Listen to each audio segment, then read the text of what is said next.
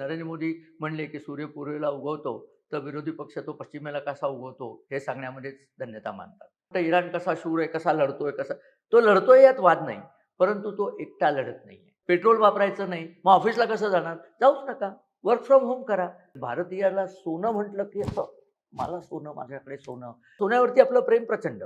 सोनं हे सिक्युरिटी आहे. सोनं हे आपलं श्रीमंतीचं एक लक्षण आहे. आपल्या समृद्धीचं एक लक्षण आहे. नमस्कार. महा-एम-टी-बीमध्ये आपल्या सर्वांचं हार्दिक स्वागत आहे. मी चंद्रशेखर नेने, आंतरराष्ट्रीय घडामोडींचा अभ्यासक. माझ्याबरोबर जयेश पाटील व्हिडिओग्राफर आहे. आपण बघितलंत की परवा संध्याकाळी हैदराबाद येथे बोलताना भारताचे पंतप्रधान माननीय नरेंद्र मोदी यांनी काही आवाहनं देशाच्या नागरिकांकरता केलेली आहेत.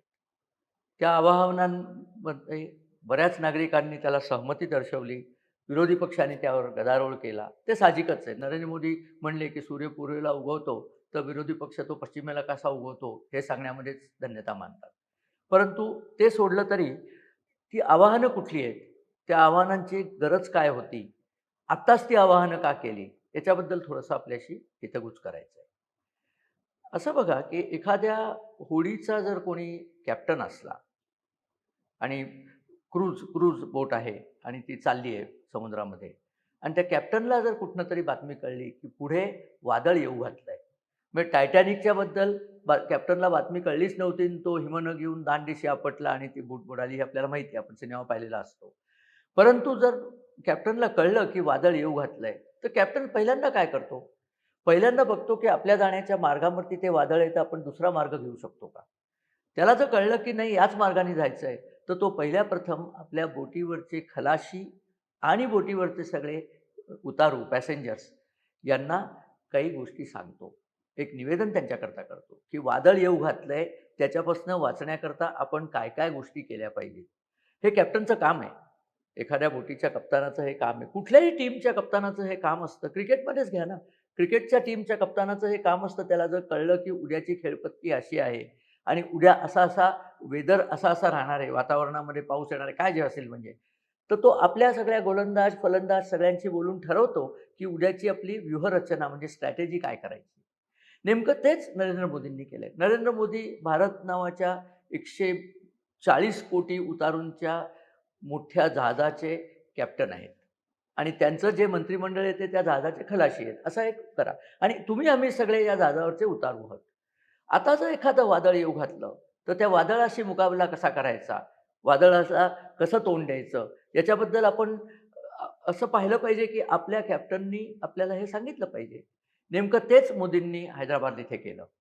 आणि ते आत्ता का केलं? कारण वादळ येते ही बातमी किंवा ही कल्पना किंवा हा अंदाज हा नरेंद्र मोदींना आत्ता मिळाला. काय वादळ आहे? इराण, इस्रायल आणि अमेरिका हे जे युद्ध चालू आहे, गेले 70-80 70-75 दिवस हे युद्ध चालू आहे. असं वाटायला लागलं होतं, की हे युद्ध सुरुवातीला तर वाटलं होतं हे युद्ध महिन्यापेक्षा जास्ती चालणार नाही. मग ते 2 महिने झाले. आता 2 महिन्याच्याही पुढे गेलं. पण इराण अजून मागे हटायला तयार नाहीये. त्याचं मुख्य कारण लोकांना कळत नाही. लोकांना वाटतं इराण कसा शूर आहे, कसा लढतोय, तो लढतोय यात वाद नाही.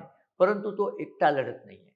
त्याच्यामागे छुप्या रूपाने कोण-कोण आहेत? तर चीन आहे, रशिया आहे आणि अझरबैजान त्यांचा जो एक मित्र आहे, तो सुद्धा त्याच्या मागे आहे. त्यामुळे इराण एकटा लढत नाही हे आपण लक्षात ठेवा. इराण कधीच मोडून पडला असता जर या लोकांनी त्यांना मदत केली नसती तर. हे जे मिसाईल्स इराण उडवतोय सारखी लागोपाठ, त्या मिसाईल्सचा दारुगोळा, मिसाईल्सची टेक्नॉलॉजी या सगळ्या गोष्टी चीन त्यांना पुरवत होता. रशिया त्यांना सॅटेलाईट नेव्हिगेशन पुरवत होता. चीनने तर आत्ता परवा सांगितलं, की ऑपरेशन सिंदूरमध्ये पाकिस्तानला सुद्धा चीनच गाईड करत होता. पाकिस्तानचं काय भजं झालं ते आपण पाहिलं. त्यामुळे चीनचा गाईडन्स किती कामाचा असतो ही गोष्ट वेगळी. आता तर अशी बातमी आहे, की शी जिनपिंगला ट्रम्पने दम दिल्यानंतर शी जिनपिंगनी सुद्धा याच्यावरनं हात काढून घेतले अशा बातम्या आहेत. पण बातम्यांवर डायरेक्ट विश्वास तसा ठेवता येत नाही. पण इराण लढतोय आणि इराणला माहिती होतं, की आपल्या हातात एक हुकमाचं पान आहे, ते म्हणजे होर्मुझची सामुद्रधुनी. होर्मुझची सामुद्रधुनी आपण जर आवळली, तर जगाच्या अर्थव्यवस्थेचं नरडं आवळलं जातं. कारण जगाच्या गरजेच्या 20% शक्तीचा स्रोत म्हणजे क्रूड ऑइल आणि इतर पेट्रोकेमिकल पदार्थ हे त्या होर्मुझच्या समुद्रधुनीतनं वाहतात. तिथे जर बंद केलं, तर सगळीकडे टंचाईला सुरुवात होते. इराण तर एक स्टेप आणखीन पुढे गेला आहे. तुम्ही जर कालच्या बातम्या पाहिल्या असल्या, तर खर्ग बेट जे आहे होर्मुझच्या आखातामध्ये, होर्मुझच्या सामुद्रधुनीच्या तिथे, त्या खर्ग बेटाच्या आसपास प्रचंड प्रमाणावर तेलाचा तवंग पसरायला लागलाय. अशी खात्रीच आहे, की इराण त्यांच्याकडे असलेलं कच्चं तेल आता विकता येत नाही ना, कारण अमेरिकेनं बाहेरनं ब्लॉकेट टाकलंय. ते ब्लॉकेड म्हणजे विळा घातलेला आहे. त्यामुळे इराणची जहाजं बाहेर जाऊ शकत नाहीत. बाहेरची जहाजं इराणला येऊ शकत नाहीत. आता तेल भरून-भरून टाक्या ओव्हरफ्लो होतात आणि त्या भरता आल्या नाही तर विहिरी बंद करायला लागतात. तर इराणनी त्या टाक्यातलं तेल सरळ समुद्रात ओतून दिलंय. आता ते ओतून दिल्यामुळे काय संकट आहे तुम्हाला माहिती आहे का? एक म्हणजे समुद्रातले जीवजंतू मरून जातात. पहिली गल्फ वॉर झाली होती, तेव्हा सद्दाम हुसेननी हाच उद्योग केला होता आणि खूप गल्फमधले पक्षीसुद्धा मेले. कारण ते बिचारे हे प्राणी खाऊन त्यांच्या पोटात ते क्रूड ऑइल गेलं, ते मेले. मासे मेले. भयंकर म्हणजे ज्याला पर्यावरण हे सगळे लिबरल लोकं पर्यावरणाच्या नावाने शंख करतात ना, त्यांनी कुठेतरी हे सांगितलं पाहिजे, की इराण हे करतोय हे योग्य नाही. पण ते काय करतात? ते म्हणतात इराण हे करतोय कारण ट्रम्प. काही झालं तरी त्याला कारण ट्रम्प आणि भारतात काही झालं तरी त्याला कारण मोदी हे त्यांचं पालुपद असतं. तो मुद्दा आपण आता सोडून देऊ. पण हे इराणनी जर केलं, तर त्याचा पुढचा भयानक परिणाम हा होणार आहे, की सगळी जी खाडीची राष्ट्र आहेत, सगळी म्हणजे सौदी अरेबिया आहे, कतार आहे, कुवेत आहे, संयुक्त अरब अमिराती आहेत, बहरीन आहेत. या सगळ्या ठिकाणी कमोवेश करून वाळवंट आहेत. त्यामुळे पाणी नाही आहे.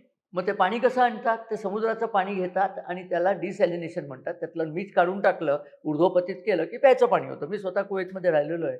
मुंबईपेक्षा जास्ती पाणी मला कुवेतमध्ये मिळत असेल.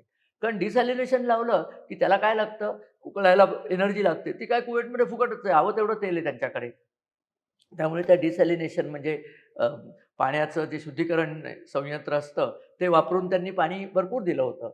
पण हे समुद्राच्या पाण्यात जर क्रूड ऑइल मिसळलं गेलं, तर ते डिसॅलिनेशन यंत्रणा बंद पडेल. आणि याचा इराणला त्रास होईल का? तर नाही. कारण इराण मोठा देश आहे. इराणच्या सुरुवातीला जरी थोडंसं किनारपट्टी असली, तरी मागे त्यांच्या इथे जंगलं आहेत. त्या जंगलामध्ये खूप पाणी नाही आहे. पण ह्यांच्या इतकी वाईट परिस्थिती नाही आहे. त्यांच्याहीकडे डिसॅलिनेशन प्लांट आहेत. त्यांनाही त्रास होऊ शकतो. पण ते काय जीवावर उदारूनच बाहेर पडलेले आहेत. कारण IRGCचे लोकं शहाणपणाचे निर्णय घ्यायच्या पलीकडेच गेलेले आहेत. सगळे मेले तर आता ते इंटरनेट केबल कापायला सुद्धा निघालेले आहेत.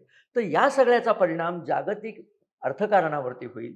अर्थकारणावरती झाला, एनर्जी कमी पडली की फॅक्टरीज कमी होतात. फॅक्टरीज बंद पडल्या की लोकं बेकार होतात. लोकं बेकार झाले की त्यांची इन्कम खुंटते. इन्कम नसली की गरिबी येते. गरिबी आली की अन्नधान्याची अ, पूर्तता होत नाही. आपल्याकडे तर आणखीन वेगळा प्रश्न आहे. आपल्या इथे शेतकऱ्यांना खतं लागतात. आपल्या इथे एवढी लोकं आहेत, 140 कोटी लोकं आहेत. त्यांना जेवायला घालायचं तर खूप अन्नधान्य निर्माण झालं पाहिजे. त्याकरता चांगल्या दर्जाची खतं लागतात. ती खतं त्याचा रॉ मटेरियल जो असतो तो नॅफ्थासारखी गोष्ट असते. ती रिफायनरीमधनं येते. त्यातला बहुतेक सगळा भाग हा हुर्मुझच्या सामुद्रधुनीतनं येत होता.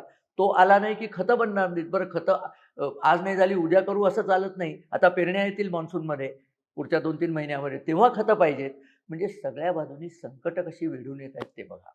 मग या संकटांना तोंड द्यायला काय करायला पाहिजे? ते जे कॅप्टन सांगतो तो कॅप्टन, शहाणा कॅप्टन ते म्हणजे आपले नरेंद्र मोदी आणि त्यांनी जी 7 आवाहनं केली आहेत. त्या 7 आव्हानाचं मुख्य आव्हान हे आहे, की परकीय चलन वाचवून ठेवा. परकीय चलन आपल्याकडे आता खूप आहे. $700 अब्ज एवढं परकीय चलन आहे. पण ते नीट वापरा आणि परकीय चलनापेक्षा सुद्धा पेट्रोल, डिझेल, खतं या सगळ्या ज्या आपण सारख्या आयात करतो वस्तू, त्या आयात करण्याच्या वस्तूंचा उपयोग कमी करायला शिका. मग कसं करायचं? पेट्रोल वापरायचं नाही. मग ऑफिसला कसं जाणार? जाऊच नका. वर्क फ्रॉम होम करा. तुम्ही कोव्हिडच्या वेळेला केलत की नाही? आता आपल्याला ती सवय झालेली आहे वर्क फ्रॉम होमची. वर्क फ्रॉम होम करा. हा त्यांचा आव्हानाचा पहिला भाग होता. नंतर कार्यालयात प्रवास केला नाही, की आपोआप इंधनाची बचत होते. त्यामुळे इंधन बचत करा. पेट्रोल डिझेलचा वापर कमी करा. सार्वजनिक वाहनं शक्य तितकी वापरा. आपल्याला मुंबईचं उदाहरण घेतलं तर मेट्रो वापरा, लोकल वापरा. लोकल तर वापरतातच लोकं.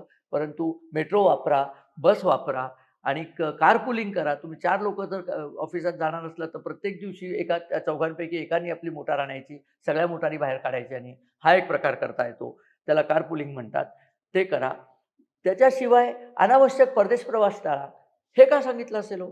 परदेश प्रवास जर तुम्ही केलात, तर तुम्ही खर्च परकीय चलनामध्ये तिथे जाऊन करता. तो जर आवश्यक नसला, सुट्ट्या-बिट्ट्या 1 वर्ष करू नका ना. या सगळ्या गोष्टी 1 वर्षाकरता त्यांनी सांगितलेल्या आहेत. 1 वर्ष तुम्ही या गोष्टी करू नका. स्वदेशी वस्तूंना प्राधान्य द्या. आयात गोष्टी केल्या नाहीत, की तुम्हाला परकीय चलन लागत नाही. स्वदेशी वस्तू वापरल्या, की परकीय चलन लागत नाही. नंतर खाद्यतेलाचा वापर पण कमी करा. आपल्या देशात नुसतं क्रूड ऑइलच नाही, तर खाद्यतेलंसुद्धा इम्पोर्ट करायला लागतात. कारण खूप लोकं आहेत. तेवढं तेल आपल्या इथे बनत नाही. तेवढे शेंगदाणे आपल्या इथे तयार होत नाहीत. म्हणून आपण ते इम्पोर्ट करतो. ते पण इम्पोर्ट करण्यामध्ये परकीय चलन लागतं. शक्यतो खाद्यतेलाचा वापर थोडा कमी करा. म्हणजे काय तेलाशिवाय पोळी खा असं त्यांचं म्हणणं नाही. पण उधळमाधळ करू नका. कुटुंब प्रमुख जसे सांगतात तसं त्यांनी सांगितलेलं आहे. नंतर नैसर्गिक शेतीकडे वळा. म्हणजे ऑर्गॅनिक फार्मिंग केलं तर खतं कमी लागतील. खतं कमी लागली, की ते जे फर्टिलायझर इम्पोर्ट आपला होत नाहीये, त्याच्यामध्ये प्रॉब्लेम होणार नाही. तर नसला तरी आपलं काम होईल. नैसर्गिक अ, फार्मिंग जर केलं तर रासायनिक खतांवरचं अवलंबित्व कमी होईल. आणि शेवटचा पॉइंट फार इंटरेस्टिंग आहे. त्याच्यावर मला थोडंसं बोलायचं आहे. अनावश्यक सोन्याची खरेदी करू नका. आता मात्र लोकं भयंकर चिडतात. कारण भारतीयाला सोनं म्हटलं की असं मला सोनं, माझ्याकडे सोनं. सगळ्यांना आपलं भयंकर सोन्यावरती प्रेम आहे. जगामध्ये कुठल्याही नागरिकांचं नसेल एवढं भारतीय नागरिकांचं सोन्यावरती प्रेम आहे. त्याची कारणं पण आहेत. भारतामध्ये अस्थिर सरकार म्हणजे आत्ताचं नाही म्हणत आहे. जुन्या काळापासून म्हणजे पेशवाई किंवा त्याच्या आधी मुघल सरकार वगैरे अस्थिरता खूप होती. त्यामुळे सोनं जर माणसाकडे असलं तर एक सुरक्षितता होती. कारण सोनं कुठेही कधीही विकता येतं. सोनं शुद्ध आहे की नाही ते सहज रीतीने तपासता येतं. सोन्याच्या जागी जर दुसरं काही दिलं तर त्याला जागा खूप लागते. सोन्याच्या ऐवजी तुम्ही तांबं विकलं तर एवढी मोठी तांब्याची भांडी न्यायला लागतील. त्यापेक्षा सोन्याच्या एक चिप दिली तरी काम भागतं. त्यामुळे सोन्यावरती आपलं प्रेम प्रचंड. सोनं हे सिक्युरिटी आहे. सोनं हे आपलं श्रीमंतीचं एक लक्षण आहे. आपल्या समृद्धीचं एक लक्षण आहे. त्यामुळे सोनं आपण सारखे घेतो. पण गंमत तुम्हाला माहिती आहे का? भारतामध्ये सोनं नाहीच आहे. भारतात सोनं उत्पादन होत नाही. कोलारच्या खाणीबद्दल लोकं तुम्हाला काही सांगत असले, तर त्यांना वेड्यात काढा. कारण कोलारच्या खाणीचं उत्पादन 300 वर्षापूर्वीच थांबलंय. तिथे काही निघत नाही तिथनं सोनं. अहो, सारखं काढत राहिलं की संपतं. जमीन तरी किती देणार तुम्हाला? त्यामुळे भारतात सोनं हे इम्पोर्टच व्हायला लागतं. कुठनं इम्पोर्ट करता, कसं इम्पोर्ट करता याच्यातच सगळं आहे. सुरुवातीला भारतामधनं मसाल्याचे पदार्थाची निर्यात व्हायची, उत्तम कापडाची निर्यात व्हायची, उत्तम हस्तिदंती हँडीक्राफ्टची निर्यात व्हायची. रोमन साम्राज्याला ते आपण पुरवायचो. त्याच्या बदल्यात ते लोकं आपल्याला सोनं द्यायचे. त्यामुळे भारतातलं आत्ताचं खूप जास्ती सोनं हे रोमन सोन्याच्या नाण्याच्या स्वरूपात आहे. त्यामुळे भारतामध्ये स्वतःचं सोनं नाहीये, पण प्रेम सोन्याचं भयंकर लोकांना. मग लोकं सोनं बाजारातनं विकत घेतात. ते येतं कुठनं? ते इम्पोर्ट होतं. ते इम्पोर्ट कोण करतं? कोणालाही इम्पोर्ट करायची परमिशन नाहीये. मग काय होतं? बँका ते इम्पोर्ट करतात. रिझर्व्ह बँक त्याच्याकरता परकीय चलन देतं. म्हणजे परकीय चलन तुम्ही ते इम्पोर्ट करण्याकडे खर्च करता आणि ते किती तुम्ही घेता माहिती आहे का? भारतामध्ये क्रूड ऑइल आणि खाद्यतेलं हे इम्पोर्ट तुम्ही करता तर $775 अब्ज एवढे त्याला लागतात. आणि त्याचं रुपयात जर केलं तर ₹7,65,000 कोटी रुपये लागतात वर्षाला. तुम्हाला एवढं लागतं. तर सोनं जे आणता तुम्ही त्याला $72 अब्ज लागतात. आणि सोन्याची गरज आपली 24% वाढते. अतिशय वेगाने वाढते कारण भारतातला मध्यमवर्गीय समृद्ध होत चाललाय. समृद्ध मध्यम वर्गाच्या ज्या गरजा असतात समृद्धपणाच्या, ते मोटार पाहिजे असते, घर पाहिजे असते आणि सोनं पाहिजे असतं. सोनं घ्यायला बाजारात जायचं. बाजारात येतं कुठनं-कुठनं? इम्पोर्ट होतं. इम्पोर्ट करतं कोण? Reserve bank. रिझर्व्ह बँकेकडे पैसे कुठले? फॉरेन एक्सचेंज रिझर्व्ह म्हणजे परकीय चलनाची गंगाजळी. ती ह्याच्यात संपते. त्याच्याऐवजी ते परकीय चलन घेऊन आपण इथे एक फॅक्टरी टाकली असती, तर कित्येक लोकांना रोजगार मिळाला असता. सोन्यामुळे किती रोजगार मिळतात? काही लोकं दागिने करतात तेवढा रोजगार मिळतो, नाही असं नाही. परंतु फॅक्टरी ही पुढे कायम रोजगार देत राहते, तसं सोनं देत नाही. सोन्याची इन्व्हेस्टमेंट सगळे अर्थशास्त्री जातात, ती डेड इन्व्हेस्टमेंट असते. कारण ती मार्केटमध्ये येतच नाही. तुम्ही एकदा सोनं घेतलं, त्याच्याकडे डोळे भरून पाहिलं, की तुम्ही ते लॉकरमध्ये ठेवता. मग ते सोनं तिथे बंद. तुमच्याकडे सोनं नाही, तुम्हाला ते दिसत नाही. लग्नमुंजीला काय तुम्ही घालाल तेवढे. पण त्याच्यात जो पैसा अडकलाय, तो पैसा गेला ना, तो पैसा देशाच्या भल्याकरता येत नाही. किती पैसा असेल? गेल्या 25 वर्षामध्ये गेल्या 25 वर्षामध्ये $500 अब्ज आपण सोन्यात घातलेले आहेत. $500 अब्ज आपल्याकडे जी फॉरेन डायरेक्ट इन्व्हेस्टमेंट म्हणजे परकीय थेट गुंतवणूक आली, ती याच्यापेक्षा कितीतरी कमी आहे. आणि ती आली त्याच्यामध्ये कंपन्या तयार झाल्या, त्यांनी रस्ते बांधणे झालं, रेल्वे सुधारली, अनेक लोकोपयोगी कामं त्या पैशातनं झाली. हे $500 अब्ज भुयारात जाऊन गप्प झाले. तर असं जे देशात होतं. बरं हे आले कुठनं? आपण स्वित्झर्लंडमधनं घेतली, घानामधनं घेतलं, काँगोमधनं घेतलं. अनेक परदेशातनं आपण सोनं घेतो. कारण आपल्याकडे सोनं होत नाही. दक्षिण आफ्रिकेतनं घेतलं. त्या लोकांची धन होते. ते पैसे त्यांच्याकडे जातात. त्या पैशातनं ते आपल्याला कर्ज देतात. त्या कर्जावर पुन्हा त्यांना व्याज मिळतं. ते पैसे कमवत राहतात. आपण ते सोनं बांधून गाठीशी बांधून बसतो. तर असं होऊ नये म्हणून पंतप्रधान मोदींनी सांगितलं, की काही दिवसाकरता, वर्षभराकरता सोन्याची खरेदी थांबवा. तो पैसा मला भारताचं संरक्षण सिद्धता, भारताचे रस्ते, भारताचं इन्फ्रास्ट्रक्चर त्याच्याकरता वापरू दे. अशी विनंती नरेंद्र मोदींनी केली आणि ती नरेंद्र मोदींनी केली आहे. यास्तव लोकं ती मानतील, कारण नरेंद्र मोदी स्वतः हे सगळं पालन करणारे आहेत. तो मनुष्य स्वतःवरती काहीही खर्च करत नाही. कोणीतरी आपल्या इथे विद्वानांची कमी नाही. एका विद्वानाने सांगितलं, मग ते परदेशी जातात. अहो, प्रत्येक परदेशी ट्रिपमध्ये त्यांनी भारताकरता कितीतरी चांगल्या गोष्टी आणलेल्या आहेत. फॉरेन ट्रेड ॲग्रीमेंट केलेले आहेत, फ्री ट्रेड ॲग्रीमेंट केलेले आहेत. केवढ्या तरी गोष्टी, संरक्षण सिद्धता वाढवलेली आहे. त्यांच्या प्रत्येक परदेश प्रवासात केवढ्या तरी गोष्टी मिळालेल्या आहेत. एअर इंडियातल्या एका पायलटनी मला सांगितलं होतं, नरेंद्र मोदींचं पायलट होणं अत्यंत वाईट, कारण ते तुम्हाला जराही उसंत देत नाहीत. ते स्वतः आराम करत नाहीत, तुम्हाला आराम करू देत नाही. आम्हाला विमानतळ यायच्या आधी 1 तास त्यांना सांगायला लागतं, की "सर, काम कमी करा, झोपा थोडे, कारण आता विमान खाली उतरायचंय, तुम्हाला बसून काम करता येणार नाही." असा तो मनुष्य आहे. परदेशात ते गेले तर अशी प्लॅन अरेंज करतात, की हॉटेलात जायलाच राहू नये. त्या विमानातच राहायचं, विमानातनंच परत यायचं. नाहीतर याच्या आधीचं सरकार परदेशात निघाले मनमोहन सिंग, की एक अख्खं विमान भरून रिपोर्टर त्यांच्याबरोबर जायचे. रिपोर्टरांचं खाणं-पिणं सगळ्या बाबतीचं चंगळ सगळी सरकार करायचं. कशाला करायचं? नरेंद्र मोदी जेव्हा पहिल्यांदा परदेशी गेले, तेव्हा हे रिपोर्टर आले लाईन लावून. ते म्हटले, "तुम्ही रिपोर्ट करायला येताय?" "हो." "तुमची कंपनी आहे?" "हो." कंपनीला सांगा, की माझं तिकीट काढा. मोदी तुमचं तिकीट काढणार नाहीत. अहो, पूर्वीचे काढायचे. पूर्वीचं सरकार गेलं आता. नवीन सरकार आलंय. देशाचा पैसा उगीच वाया घालवायचा नाही. हे नरेंद्र मोदींचं सांगणं होतं. तर अशा प्रकारे संकट येऊ घातलंय म्हणून ही सूचना आत्ता दिली. आतापर्यंत असं वाटत होतं, की हे संकट येणार नाही, युद्ध थांबेल. अजूनही युद्ध थांबू शकतं. पण काटकसरीची सवय काही वाईट पडत नाही.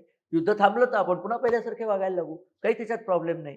तेव्हा त्यांची थट्टा करणं, त्यांची त्यांनी काहीतरी चुकीचं केलंय असं सांगणं, मग ते 4 गाड्या घेऊन का जातात? असं ती कोणीतरी एक बाई आहे, अंजलीबाई, त्यांनी म्हटलं, की मग ते 4-4 गाड्या घेऊन का जातात? अरे तो पंतप्रधान आहे, त्याची सुरक्षा महत्त्वाची आहे, त्यांच्यावरती जीवघेणे हल्ले झालेले आहेत. 4 गाड्या घेऊन जातात कारण जीव त्यांचा वाचला पाहिजे. या देशाचा आशास्थान नरेंद्र मोदी आहे, त्यांचा जीव वाचला पाहिजे. अंजलीबाईंना कळत नसेल किंवा कळून सुद्धा त्या काहीही बोलत असतील. जाऊ दे, मला त्यांच्याबद्दल काही बोलायचं नाहीये. असा हा सगळा प्रकार आहे. तर सोनं का नाही? तर सोन्याची आयात करायची नाही, म्हणजे सरकारी पैसा सोन्यात जात नाही. आणि याच्यापूर्वी सरकारने अशी आव्हानं केली होती का? अरे कितीतरी वेळा केली. 1962 मध्ये चीनचं युद्ध झालं, तेव्हा मोरारजी देसाईंनी गोल्ड कंट्रोल ॲक्ट आणला होता. हा गोल्ड कंट्रोल ॲक्ट 62 मध्ये आणला आणि त्या ॲक्टमध्ये 14 कॅरेटच्या वरची ज्वेलरी तुम्ही करायची नाही. सोनं कुठनं आणलं ते सांगायचं. तुमच्याकडचं शुद्ध सोनं असलं ते सरकार ताब्यात घेईल वगैरे अशा अनेक गोष्टी होत्या. आणि तो 1990 पर्यंत चालू होता. 90 मध्ये सरकारला असं ज्ञान झालं, की गोल्ड कंट्रोल ॲक्ट आणल्यामुळे सोन्याची टंचाई झालेली आहे आणि सोनं, काही भारतीय लोकांचं सोन्याचं वेळ कमी होत नाही, म्हणून लोकं स्मगल सोनं घेतात. म्हणजे स्मगलरांची चैन झाली होती. म्हणून तो ॲक्ट काढून टाकला आणि सोन्यावर ड्युटी लावली आणि राजरोज सोनं आणायला परमिशन दिली. त्यामुळे स्मगलर त्यातनं थांबले. स्मगलरांचं थांबलं त्या सोन्याच्या ह्याच्यातलं. सिनेमात तुम्हाला आठवतं की नाही, हिंदी सिनेमात हमारा सोना दुबई से आ रहा है वगैरे गोष्टी. त्या सगळ्या जुन्या गोष्टी झाल्या. कारण आता सरकारच ते सोनं आणतं. पण सरकार सोनं आणलं तरी परकीय चलन सरकारला द्यायला लागतं, मगाशी तुम्हाला सांगितलं तसं. असा तो सगळा प्रकार आहे. 2013-14 साली 80-20 रूल आणला. म्हणजे तुम्ही सोनं आणता, ते काय सांगायचे सोनं आणणार आहे, की आम्ही त्याचे दागिने करून विकतो. मग ठीक आहे. तुम्ही दागिने 20% तरी दागिने तुम्ही एक्सपोर्ट करून दाखवा. असा हा रूल होता. तोही वर्षभरात काढून टाकला, कारण त्यांनीही काही नीट होईना. आता 2026 मध्ये नरेंद्र मोदींनी आवाहन केलेलं आहे, कायदा आणलेला नाहीये. लक्षात घ्या. लोकांच्या सद्सद्विवेक बुद्धीला, लोकांच्या राष्ट्रप्रेमाला आवाहन केलंय, की वर्षभर जरा सोनं घेणं थांबवा. आमच्यावरती जो सोन्याचा ताण पडलेला आहे, सोनं आणण्याकरता परकीय चलन द्यायला लागतं, तो ताण काही दिवस आपण घेऊ नकोया. आपण त्या पैशातनं काहीतरी देशाच्या भल्याकरता इन्व्हेस्ट करूया. खूप जुनी उदाहरणं आहेत. आत्ता फक्त 1-2च देतो. स्मृतिचित्रे हा लक्ष्मीबाई टिळकांचा अप्रतिम ग्रंथ 1934 साली त्यांनी लिहिला. त्यांचे यजमान रेव्हरंड नारायण वामन टिळक हे प्रागतिक विचाराचे होते. त्यांनी तेव्हा लिहून ठेवलंय हं. त्यांना लक्ष्मीबाई टिळकांनी स्वतःकरता एक सोन्याच्या कुड्या का काहीतरी सोन्याचं केलं. ते भयंकर संतापले. ते म्हणले, "अगं तुला कळत कसं नाही? तू उन्हातान्हात जातेस, एक छत्री विकत घ्यावी, पायात चांगल्या चपला घालाव्या, तर पैसे नाहीत म्हणतेस आणि हे कशाला घेऊन बसली आहेस? हे सांभाळायचा कहार, उन्हापासून तुला प्रोटेक्शन नाही, पायाला प्रोटेक्शन नाही." त्या माणसाला तेव्हाही समज होती, की सोन्यापेक्षा उपयुक्त गोष्टीमध्ये गुंतवणूक करावी. लक्ष्मीबाई टिळकांचं पुस्तक अतिशय छान आहे. वाचा तुम्ही, म्हणजे तुम्हाला हा पॅराग्राफ त्याच्यात वाचायला मिळेल. आणि याच्या अगोदर स्थिती उलट होती. सन 77 2000 नाही हं, 77 म्हणजे आजच्यापेक्षा 2026 मधनं 77 वजा केले तर साधारण 1980 वर्षापूर्वीची गोष्ट. तेव्हा रोमन साम्राज्यामध्ये भारतातनं खूप एक्सपोर्ट व्हायच्या गोष्टी, मसाल्याचे पदार्थ जायचे, उत्तम तलम कापडं जायची आणि या सगळ्या गोष्टींकरता पैसे भारताला पाहिजे असायचे. भारतीयांना रोमन विचारायचे, "आम्ही आमच्याकडे बनतं त्या गोष्टी देऊ का? तुम्ही काही देऊ नका. आमच्याकडे सगळ्या गोष्टी तयार होतात. तेव्हा त्या तुम्ही घेऊ नका, त्या तुम्ही देऊ नका. तुम्ही फक्त सोनं द्या." तर रोमचं सगळं सोनं भारतात पडायचं म्हणून रोमचा तेव्हाचा एक पॉलिटिशियन प्लिनी द एल्डर त्यांनी सांगितलेलं आहे, की रोमन स्त्रियांच्या मसाल्याचे पदार्थ आणि तलम कपड्याच्या वेडापायी रोमची सगळी दौलत भारतात जाऊन पडतीये. आपण आता जे करतोय ना त्याचं रिव्हर्स रोममध्ये तेव्हा होत होतं आणि पुढे रोमन साम्राज्य खंकत झालं. हे माहिती म्हणून तुम्हाला सांगितली. तेव्हा लक्षात ठेवा, सोन्याची आपला आवड, मोह सगळं काही काळ बाजूला ठेवा. एक वर्षभर तरी हे पाळा. लवकरच चांगले दिवस त्यानंतर पालटतील. तेव्हा सध्या तरी देशाला गरज जी आहे, या 7 सूचना पंतप्रधान मोदींच्या पालन करा. आपल्या सगळ्यांनाच त्याचा फायदा होईल. राष्ट्र सर्वोपरी हा नरेंद्र मोदींचा संदेश आहे. तो संदेश आपण पालन करूया. हा सगळा भाग आपल्यापुढे आणायचा होता म्हणून हा थोडासा लांब व्हिडिओ केला. आपल्याला हा व्हिडिओ जर आवडला तर जरूर आपण आपल्या मित्रपरिवाराबरोबर शेअर करा. आपल्याला याच्यावरती कमेंट, शंका काही असल्या तर जरूर पाठवा. पुढच्या व्हिडिओमध्ये आम्ही त्याचं निराकरण करू. व्हिडिओ बघितल्याबद्दल धन्यवाद आणि नमस्कार.